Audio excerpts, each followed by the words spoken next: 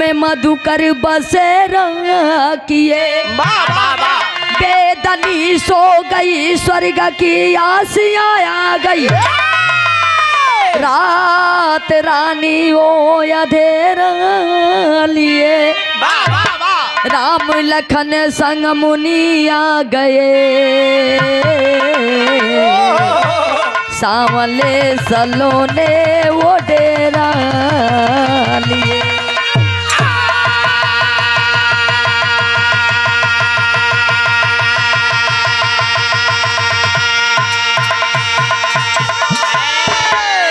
एकदम बतिया एकदम फूटत एकदम कोई कंछी से निकलत जाए।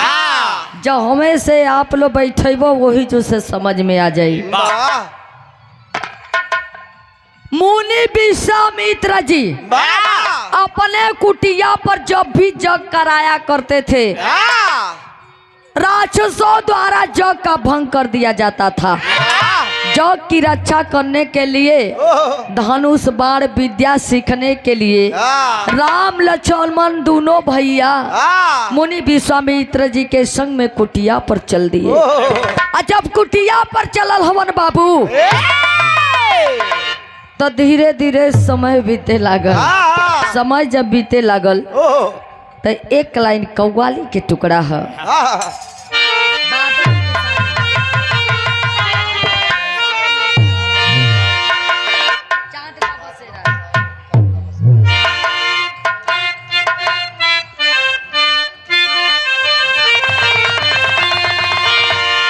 बादल टेढ़ देता तू खाली हमार स्वर दबाओ। बादलों के साए में बादलों के साए में चांद का बसेरा है।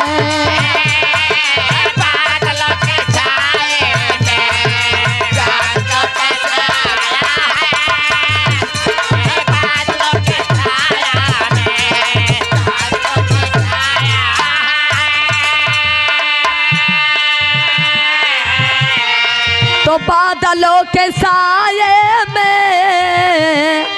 चांद का बसेरा है। जगमगाती महलों में जगमगाती महलों में रोशनी का डेरा है। जगमगाती महलों में रोशनी का डेरा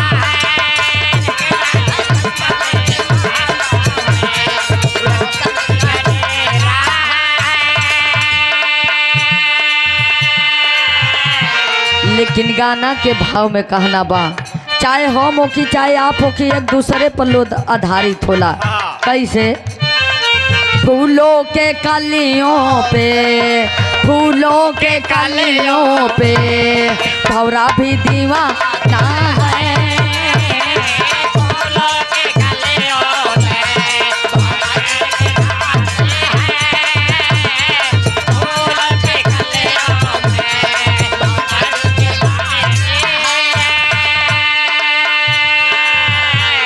तो फूलों के कलियों पे भौरा भी दीवाना है। फूलों के कलियों पे फूलों के कलियों पे भौरा भी दीवाना है।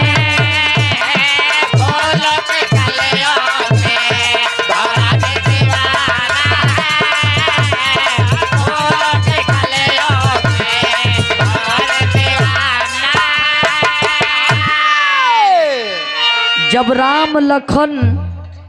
जब कुटिया पर रहे लगले तो एक दिन का बात बा मुनि विश्वामित्र जी राम लखन दोनों भैयन से कहलन कि कुछू जनक बगिया से फूल लिया देता जा तो हमार पूजा पाठ का समय हो गई बा। हम चाहतनी कि पूजा पाठ कर ले। राम लखन दोनों भैया मुनि विश्वामित्र जी की बात सुन करके फूल तोड़ने के लिए जनक जी के पुष्प बगिया में चल दे। लाइन से फुलवारी लगल बा। चलल हवन कैसे शहर के लाइन में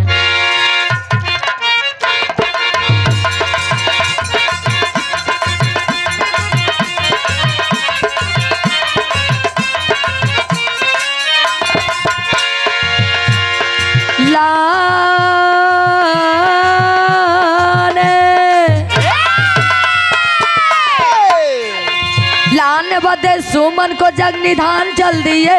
लखन के साथ लेके धनुष बाण चल दिए।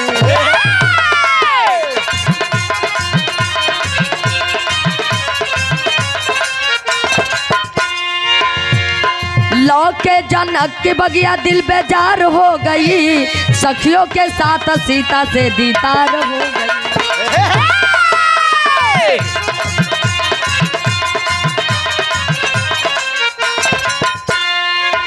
मिले नैना मिला जब नैन नैन तब नैन खो गया, अंधे बने लाचार जैसे नैन खो गया।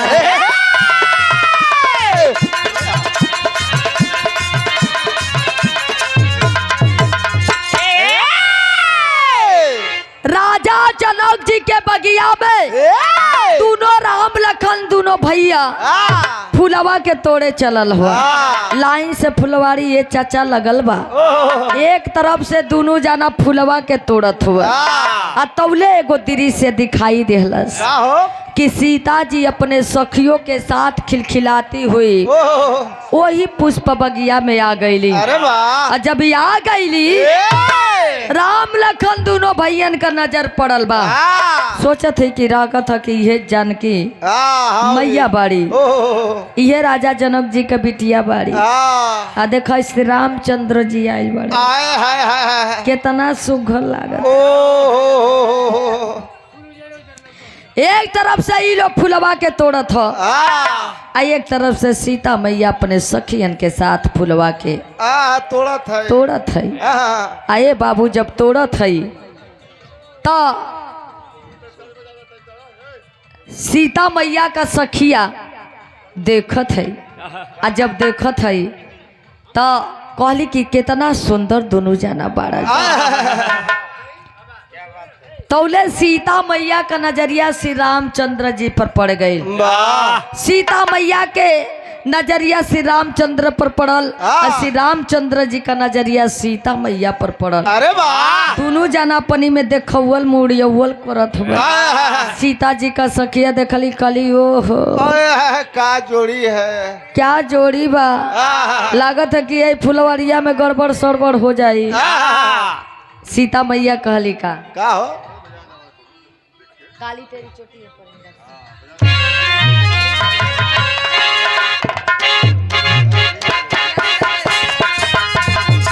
अरे जिया बाह क्या बात है, तैयारी रहे।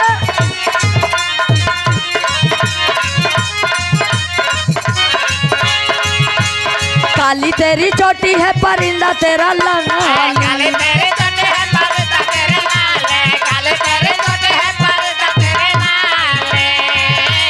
रूप की तू रानी हो परिंदे को संभाल,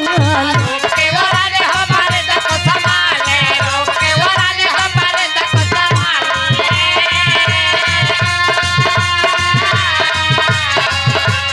काली तेरी चोटी है परिंदा तेरा लालनी, रूप की तू रानी हो परिंदे को संभालनी। किसी मन चले पर तू चला गया जो दिल हो के बड़ी मुश्किल,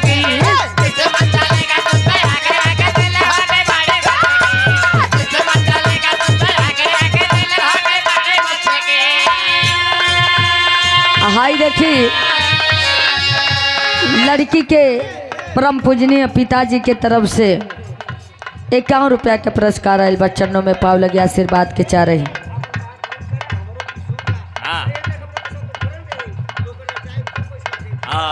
नहीं तो हर वक्त ना नाचब हम आपके कॉलेज से बिरहा न शुरू हो गई बा,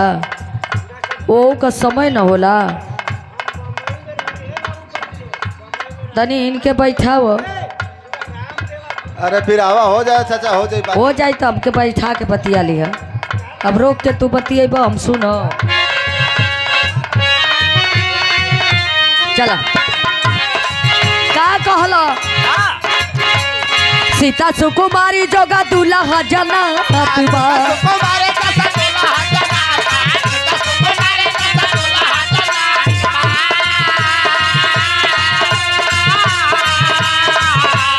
सावरे बदाना देखा चाँद सरमात बा।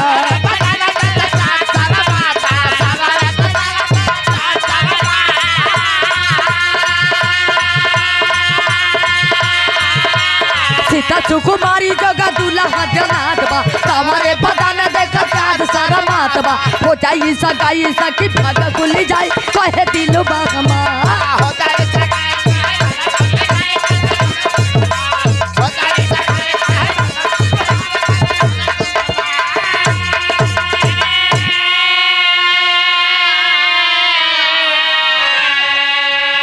सीता जी के सखी लोग कहता लो ए सखी आओ बड़का लड़कवा का देखो तारू सावरे बदन के बारे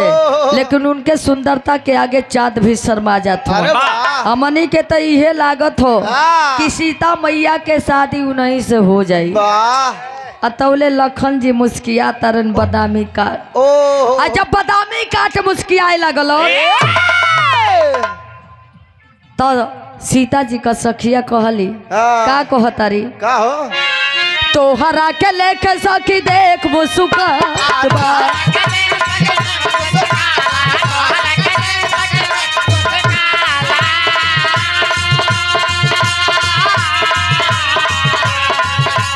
छोटा का पीरा न बड़ा नाटक खट बुझा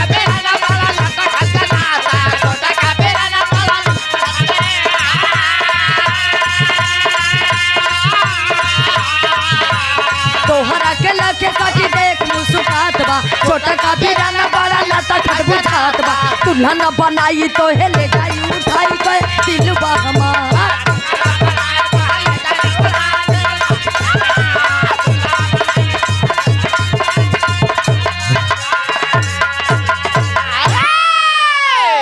कहली अरे दादा हो दादा अरे हाउ छोटका लड़का तो बड़ा झकास मुस्कियाता ओकरा मुस्कुराहट के देख के लागता कि एक दिन आते एक दिन अपन दुल्हन बना के लेके चल जाई लो सीता मैया गुस्सा में लाल हो गईली और राज दरबार के चल दी हली और जब राज दरबार के चल दी हली तो इधर राम लखन सोचे तरन की सीता लगत रही गोसी आ गई बड़ी लागत है कि नहीं के सीता सोमबर राज दरबार में रचल बा और सीता सोमबर में बड़े बड़े बीरजोधन के बड़े बड़े राजन के निमंत्रण पठावावल गई है वो समय का बात बा राजा जनक जी चारों तरफ पत्र भेजवा दिले बड़न कि जे शिव भगवान के धनुषिया उठा के आ तोड़ दे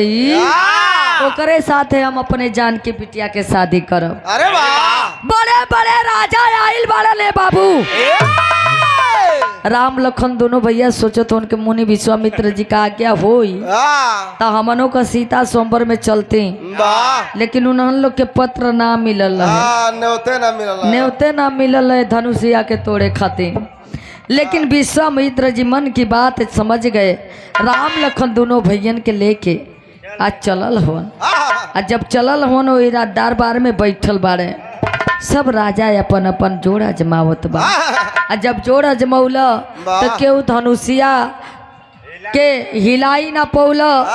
तोड़ल तो दूर रहे टस से मस कोई ना पौल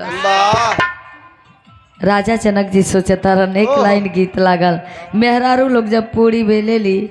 तब बड़ी झकझोर के गावेली कैसे गावेली मैं तो किसनवा किनारी अरे मैं तो किसनवा किनारी कुदारी गम कैसे चली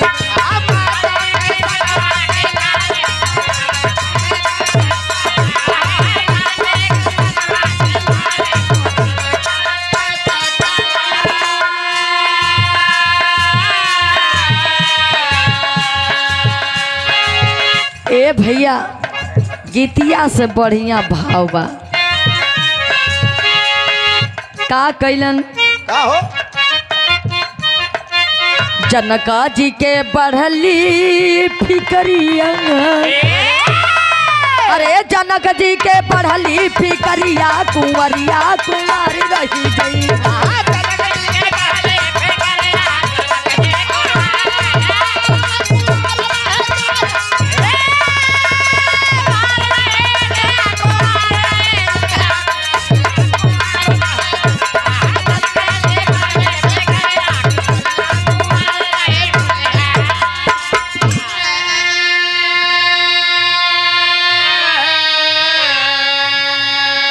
चली सोयंबर है अंबर ठहराया।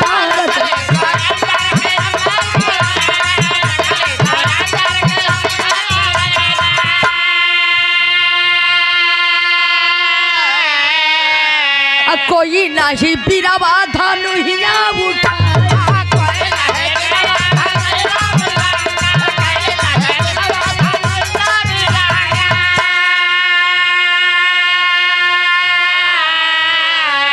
डूब जाई कुल के पगरिया कुंवरिया कुंवारी रही गई।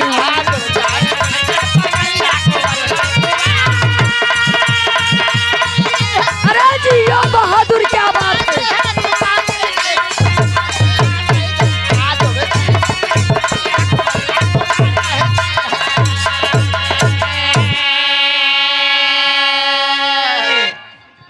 राजा जनक जी सोच रहे मने मने सिंहासन पर बैठ करके कि मैं चारों तरफ से बड़े बड़े राजा बुलवाया लेकिन कोई धनुष को तोड़ नहीं पाया। लग रहा है कि इस रात दरबार में हमारी जानकी बिटिया कुंवर रह जाएंगी और हमारी कुल की पगड़ी डूब जाएगी। अगर मैं आ जाना होता क्या धरती वीरों से खाली है तो मैं सीता स्वयंवर हरगिज नहीं रचता। आतौले लखन जी कनकनाए के उठ के खड़ा हो गई। ए पप्पू भाई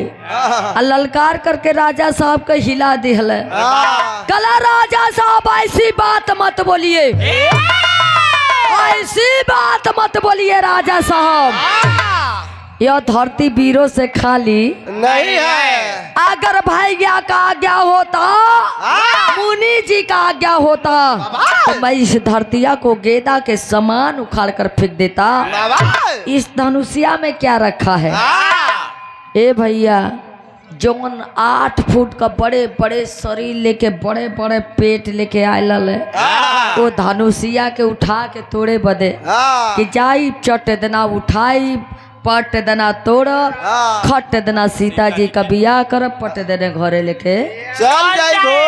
चल जाई। लेकिन जब ना हिला पौल तो वो टुकुर टुकुर ताकत हुए एती लड़का बारन हाय रात दरबार में कनकना के बोला तरन सो ए भाई ई का करे वाला बनो सो रात दरबार में हमनी का कुछ को ना पौलिया मारे तैनात होके पूरा बोला तरन राज दरबार में ऐलान करो तरन से वही में लई कोई कलर है राजा दशरथ कई लड़का बाड़े स्टील बॉडी बाड़े से स्टील बॉडी देखा नहीं ही रात दरबार में का करे देख लाबे कुछ करिए भइल का बा गोरी तोरी मुस्की जावनिया हूँ अरबलिया हिलाए आ गईले दशरथ लाल नवा हो साथे छोटका बिरनवा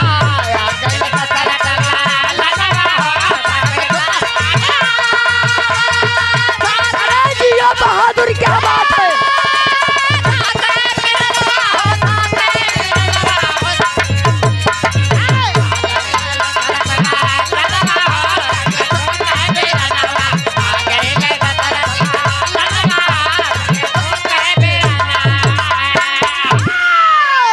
मुनि के आज्ञा से धनु सब उठाए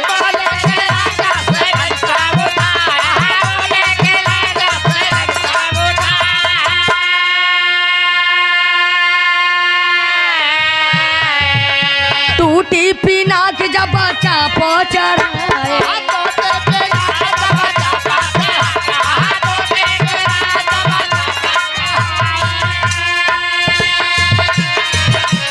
देवता बरिसा में सुमनवा हो साथे छोटका बिरनवा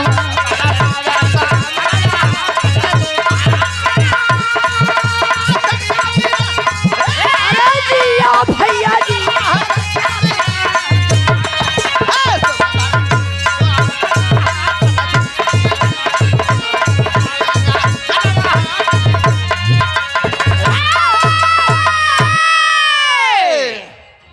इधर सारे हालात को देखते हुए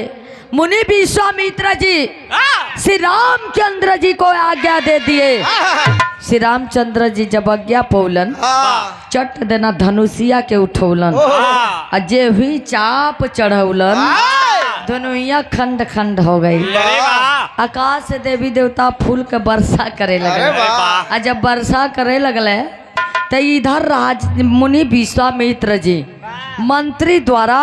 पत्र लिखवा करके राजा दशरथ जी के पास भिजवा दिए। और जब राजा दशरथ जी के पास भेजवलन बाबू राजा दशरथ जी के जब सारी बात मालूम भइल बा तो उनका बारात हाथी घोड़ा पर सजे लागल। कैसे सजे लागल पप्पू भाई बिरहा के शैली में कहना बा। अरे राम बराती हाथी घोड़ों से सजे। अरे राम बराती हाथी घोड़ों से सजे। दशरथ चले जनकपुर धरती खुशी मनाती है मनाती है मनाती। दशरथ चले जनकपुर धरती खुशी मनाती ही बराती हाथी घोड़ों से सज गए। ए भैया देखा वो खिसवा का कदंदा न होखे कि साधु बाबा कहल कि देख ए जजमान एगो बात याद कर लो। कहलन कि ए जजमान एगो बात याद कर लो कि जब कोई अपना घर गांव में मर जाला तो ओकरा मट्टी के ले जाल जाला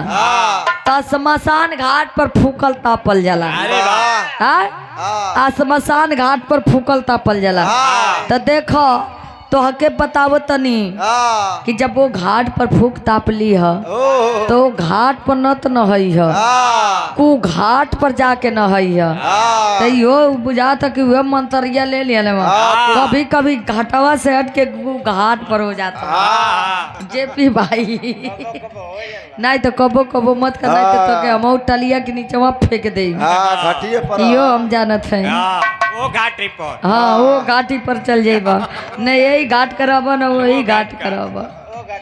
कहना बा कुल कहानी खत्म हो जाई ना कहना बा। बराती हाथी घोड़ों से सजे दशरथ चले जनकपुर बराती हाथी घोड़ों से सजे। पहले का जमाना रहले चचा बारात हाथी घोड़ा पर सज जाए दुल्हा पालकी में चले कितना बढ़िया जब सिंहा बजे हो तो कितना सुहावन लगे। अब तो नया नया जमाना नया नया फैशन नए नए लोग नया नया दुल्हा दुल्हन नई नई गाड़ी नया नया बजवाइया और नया नया गवैया भागे से मर रहा कुल बतिया कहा सुते वाली बात मत कहिया। पहले का जमाना रहे बैलगाड़ी पर दुल्हन विदा करा के आओ। कोनो बाबूजी रहले अपने हालात परेशानी के देख के अपने बेटा का बियाह तय कर दिहल। आ जब तय कर दिहल तो लड़का पूछल कि ये बाबूजी बताओ कौन कौन गाड़ी कैले बड़ा हो हमारे बियाहवा में। हम कहली ये मर्दवा 2 साल बात करत मारे पतो ही बिना एकदम पेनवा धो गइल। अभी बियाह करत रहो बतावा कौन कौन गाड़ी कैले बड़ा। कला ए बेटा जवन हमार सपराव बा जवन कैले बानी एगो जीप क दियली एगो ट्रैक्टर क दियली आ 2-4 गो टेम्पू क दियले बानी आ 3-4 गो बैटरिया वाला क दियले। कहलन के बाबूजी सुनो हमारे बियाह में फॉर्च्यूनर गाड़ी चाहिए स्कॉर्पियो चाहिए बोलेरो चाहिए नहीं तो हम अपन बियाह ना करब जाके तू ही तब तनिके कहला। क्या बात है बेटा हाँ दिलवे का बतिया कह दिया बाबूजी कलर लगत है बियावा तो रही के पड़ी नहीं तो ससुरा आवा देखत ही तो बेइज्जती कर देला आय तब बाबूजी के मजबूर हन खेत त बांधे तहरे के पड़ेला तब न बेटा का फरमाइश पूरा हुई हो तो राजा दशरथ जी का बरात हाथी घोड़ा पर सजे लगल कौना समय जब राजा दशरथ जी पत्रवा के पढ़त हुआ देखलन तो खुशी का ठिकाना ना बा बारात सज के ये बाबू कहाँ चलल बा जैसे देखबे कहीं थोड़ी देर पहलवा राजा दशरथ जी के दरवाजे पर थोड़ी देर के लिए जनक जी का बारात कितना प्यार से आई सासू मैया कितना प्यार से अपने दामाद के परछे चलल हुई हमारे सखिया से लेहर मारे कूद कूद के गवा थी वही तरह जब राजा दशरथ जी का बारात राजा जनक जी के दरवाजे पर चलल हो आ जब आके टिकल बा परछौना शुरू हो गई सीता मैया के सखिया लोग गावत है हमरे स्वर्गीय गुरु जी बड़ा प्यार से बड़ा सुघुरा के गावा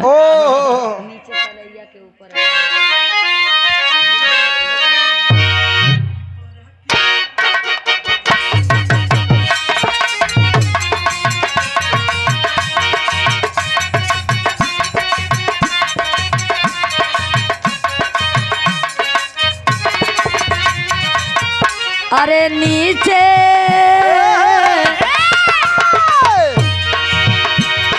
नीचे तलैया के ऊपर गात बंगला मन भावेला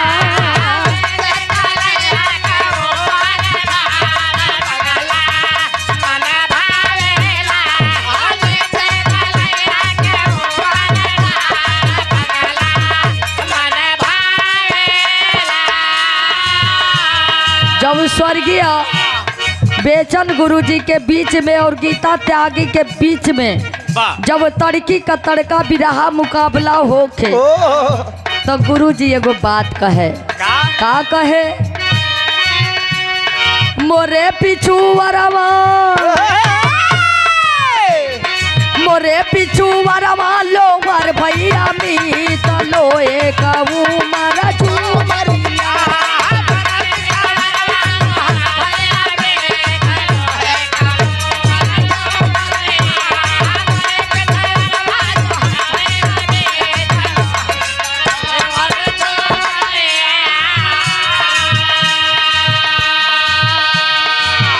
गीता त्यागी का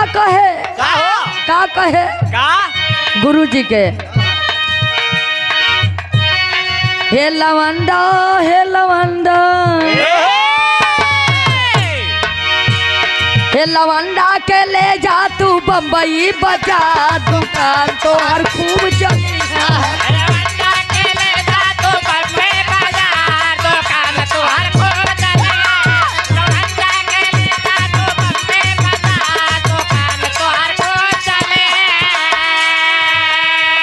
एगो औरी बात कहे मोटकी के ले जा सबर की के ले जा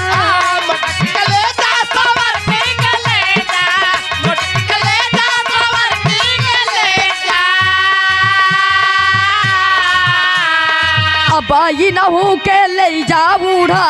दुकान तो हर खूब चली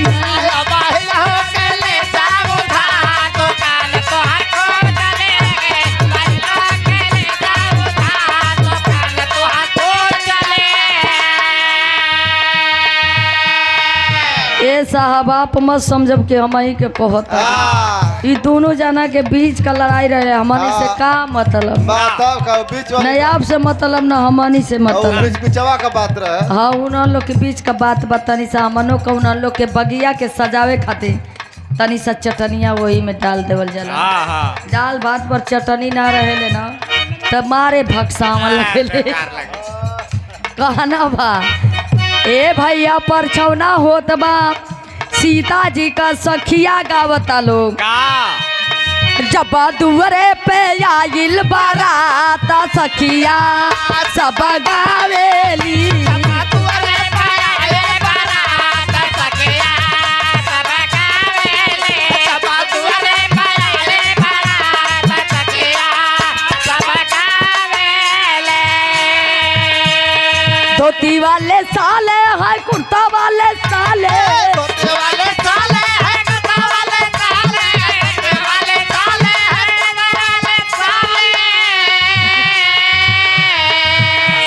साले साले साले है बुढ़वा जवान सखिया सब गावेली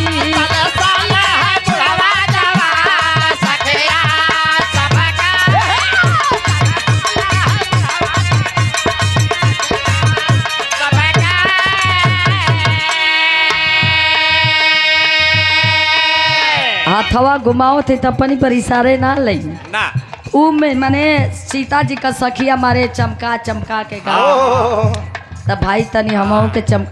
हाँ जेपीओ एकदम मूर्छा पर दैले हम हाँ, साली छक्का भइल बने आज देखा गुड्डू भाई चटे देना उठ के बैठ गए दादा कोई मौके ना न कहते हाँ हाँ ना संगीता ऐसी गायिका है आई ले ला केहू के कुछ कहबे ना करेनी बा कबो ना आदरणीय परम श्रद्धेय कन्या पक्ष से लड़की के पूजनीय पिताजी के कर कमलों द्वारा 51 रुपया का पुरस्कार हो चरणों में पाव लगे आशीर्वाद के चाह रही सब भैयन के नमस्ते प्रणाम रहे ए बाबू परछौना हो गईल अब बरती हालो पानी कानो पिया तारे हो आज अब पी भइले आराम करत हम पंडाल में अतौले नौआ नौनिया चली दी हला ए समाधि भाई अरे हाई डाल मौनी लेके चली नहीं तो भदरा लगी जाई मारे समधी भाई वही मोछी पर मारे ताव फेरे लगल ईट के मोछिया सोज कैल है अब डाल मौनी लेके चल तारे हो अतौले वही मरवा में समधिनिया शुरू हो गई अब ऊ का गावतारी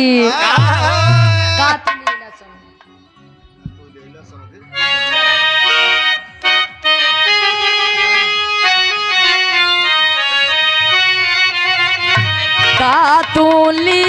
आइला समधि डिबिया में मुनि के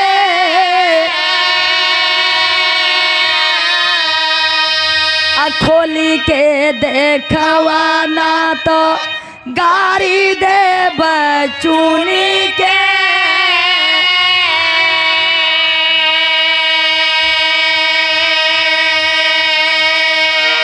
समधी भाई डाल मौनी लेके जाता रन समधिनिया मारे शुरू बाड़ी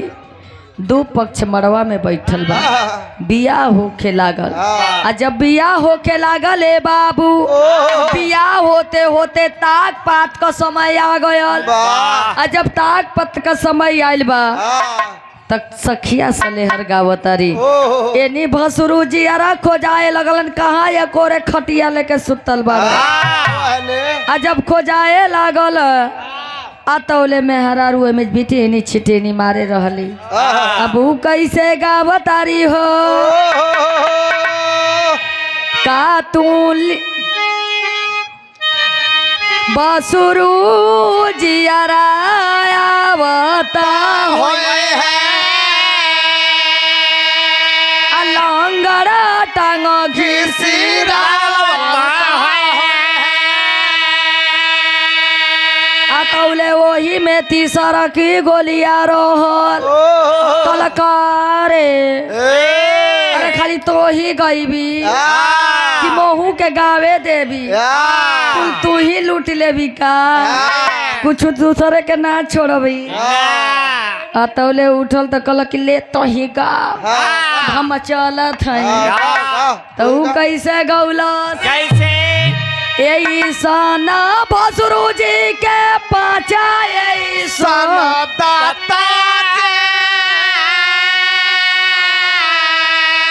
यही दाते चिरे आइला अरे चाइला हमारा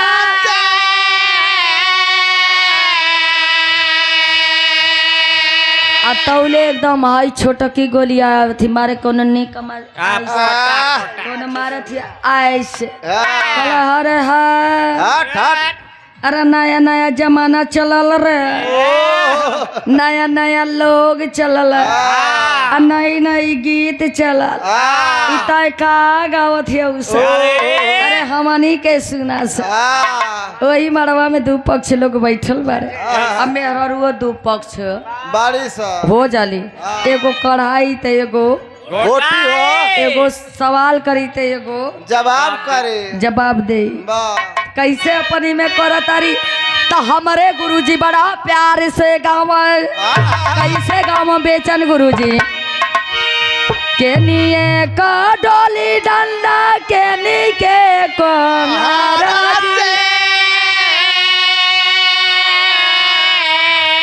अकेनिए को जी जबार अकेनिए को सारा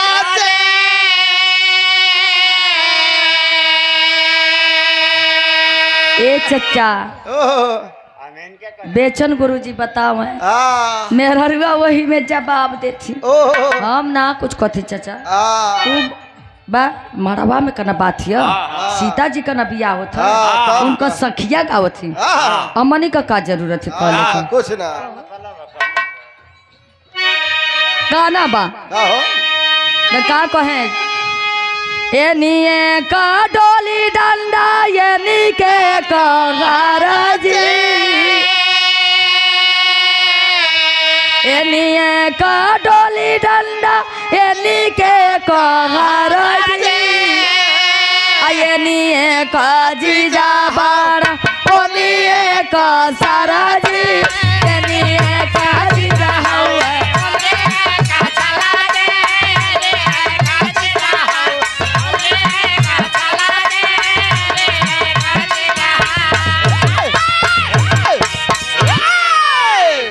एगो कवि का दो गो शिष्या एगो शिष्य एगो शिष्या अब बीचे में कवि जी अपन लटकल बाड़ा ए बगल शिष्या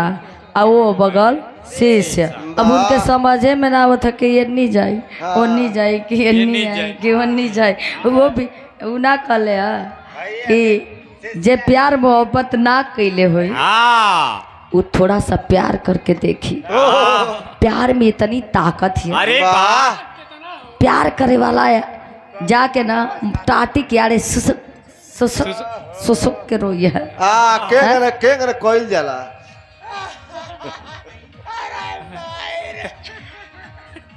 लगा था कि यही से तो के सुखंडिया धलिया लस देखा तो हरिये नहीं लोग घोला प्यार करे वाला कोई दूरे गईले का जरूरत नहीं नहीं का देखला ई जवन इनका हालत भइल बा दशा देखा ऐसा नहीं हालत प्यार करे वाला लोगन के कतिकवन में कुकुरन का होला जे ना कइले ह उ कह के देखो ई सरवा प्यार मोहब्बत ऐसा ना जेपी भाई बहुत खतरनाक है ना न मर ही दे आ न जिया ही दे वही बीचवे में लटका के छोड़ दे जैसे तू लटकल हवा न मरते हवा मर्दवा न जियते ये बुझे हम बता चला भगवान करे तो जिया लाखों बरिस कान्हा बा वही तरह हमार कवि जी बाड़ी उनके समझे में ना होते को सोचो तो कि दोनों बोला कि ये बीचवा में लटका दिए बना सब हाँ काना बा आई जा ए भैया बिया हो गईल श्री रामचंद्र जी का जितना बांदरी सेना दोस्त मित्र रहले सब लोग चल गई खाना खाए आ जब भोजन करे चलता लोग आ तब सीता जी का सखिया कली का हो अरे ये न फुलवरिया में कबा लोग हो बड़ा चोनहरात रहे जा आ लखन जी बैठल बाड़े आ जब लखन जी बैठल बाड़े सीता जी का सखिया गावत आलो कैसे गावत आलो खतया आई गई सारा बनारस से खतया आई गई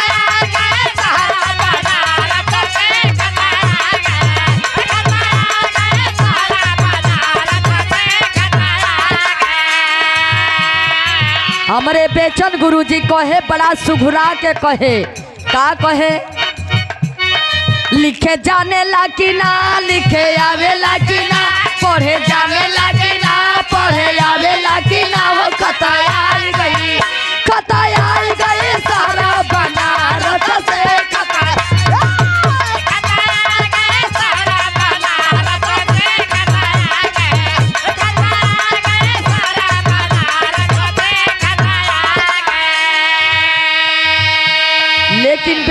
गुरु जी एक बात और कहे वाह कि चाहे छकहरू होखे, चाहे तिलकहरू होखे, चाहे बहरतिहा लोग होखे,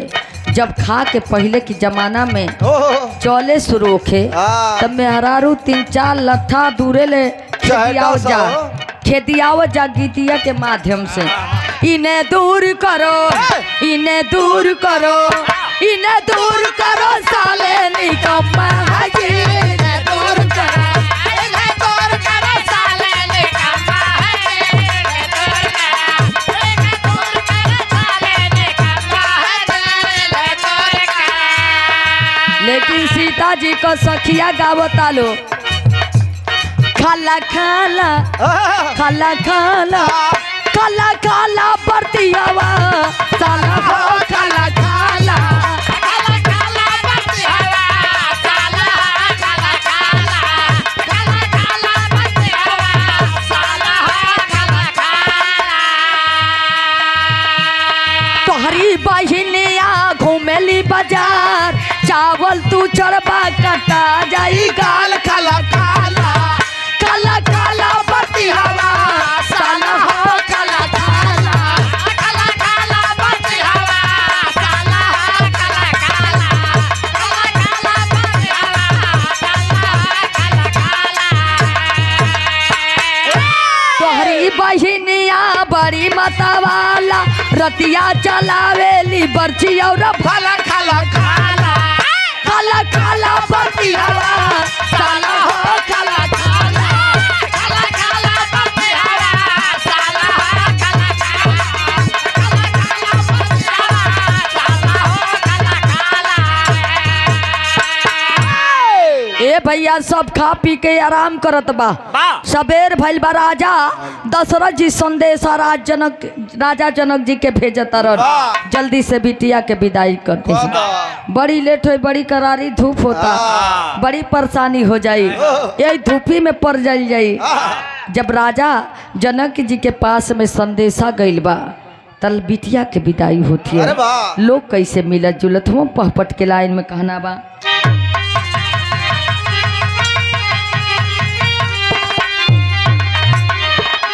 अरे समाधि से समाधि मिले चमनवा मद में झूमेला, अरे समाधि से समाधि मिले चमनवा मद में झूमेला, प्यास तैया धरती और गगनवा मद में झूमेला।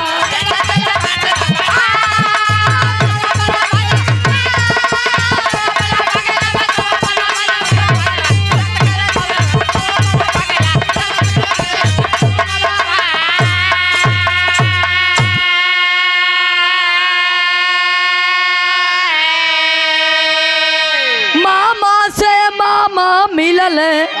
नाना से मिलल नाना हो,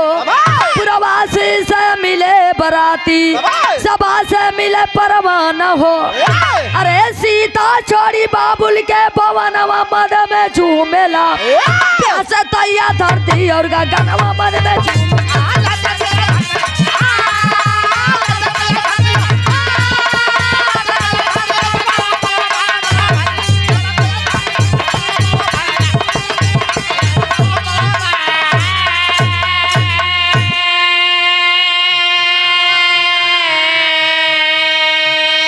समधि से समधि मिलन, मड़वा में जौना के समधो बोलल जाला। समधि से समधि मिलन, नाना से नाना, मामा से मामा, प्रवासी से बराती, सभा से परवाना, सब लोग मिलत जुलत हो। सीता जी के विदाई होती है, सबके आंखों में आंसू बा। सखिया से लेहर माई कैसे विदाई करे थी, अब माई आल्हा के भाव में अपना बिटिया के कैसे समझावत है। कहना बा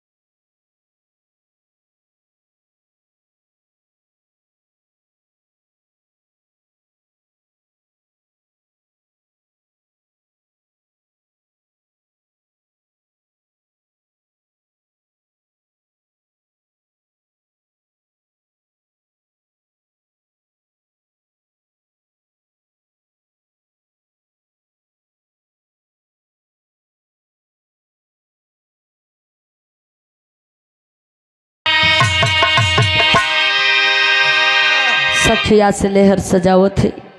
आँख में आंसू बा बिटिया के विदाई होता कल जला के बाबू बिटिया 3 बार मरेली एक बेर पैदा होली तो बाबू के मन गिर जाला कि हमारा घर में बेटी पैदा हो गई वही दिन में बेटी मर जाले जब खिलावे ना तो कहना ये बेटी मुआ भू काहे ना मर जैतू बेटी पैदा होते मर जाले आइए के बे खटिया मचिया डाली दौरी दौरी छपिया सूप चलनी दान दहेज कपड़ा लत्ता गेहूँ चावल दे के बेटी के लोग उपहार के रूप में फेंके डाला बेटी जा अपना घरे खुशी हाल से रही है कबू खिसिया रिसिया के हमारा घरे मत आई है वही तरह माई समझाओ थी कि ये बेटी अपना ससुराल में जाइ है तो अपने पिताजी के रात दरबार के कुल के पगड़ी रखले रही कबू शिकवा शिकायत के मौका मत दी है पति परमेश्वर से भी बड़ा होले उनके दुख में चाहे सुख में हमेशा पत्नी का बराबर हिस्सा होला के साथ दे और सास ससुर दे एगो माई बाबू छूटे ले तो एगो माई बाबू मिले ले ये बेटी सास ससुर देवी देवता से बढ़ के होले उनकर देवी देवता के उपाधि दी है आइए बेटी आज तक तो अपने आंचल के छाव में तोरा के रखली आज आंचल के छाव से तोरा के बहरा करत है हमने के मान सम्मान बचौले रही है माई रोवत थी और डोली में सखियन के साथ बैठावो थी और जब डोली अवधपुरी के चलल हो तब भइल का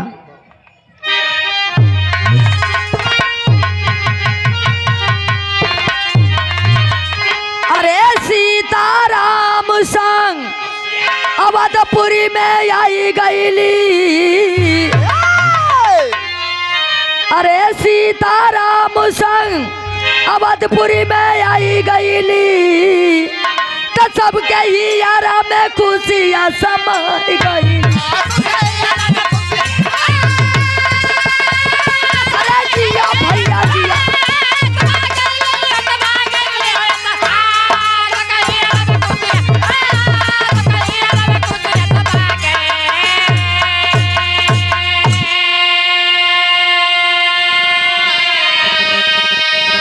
खुशिया में नाचे तहिया तीनों महतारी राम संग सीता की आरती उतार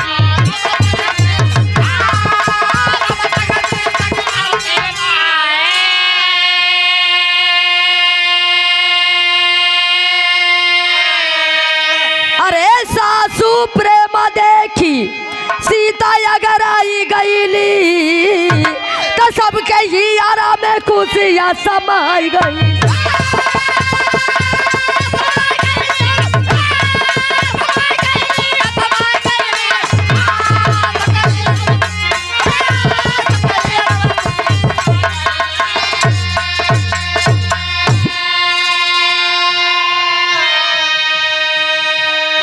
जब डोली अवधपुरी की आयल बा दरवाजे पर लगल बा तीनों सासू माँ के खुशी का ठिकाना ना बा आरती सजा के आ का कैली कि अपना बेटा और बहू का आरती उतार के घर में ले गई तीनों सास लोगन का प्यार मोहब्बत दुलार पाके सीता मैया के खुशी का ठिकाना नहीं रहल आइए जो से हमार दस्तान खत्म भइल कहना बा सरगी पतू छह बरकाते ब्याह से आंगन फुलवारी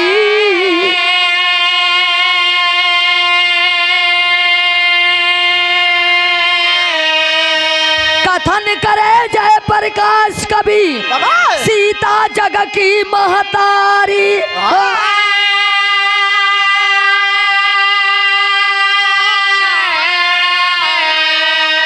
अरे राम बराती हाथी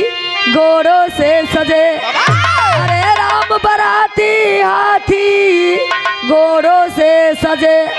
सरगम संगीता बोले के राग सुनाती रे बराती हाथी घोड़ों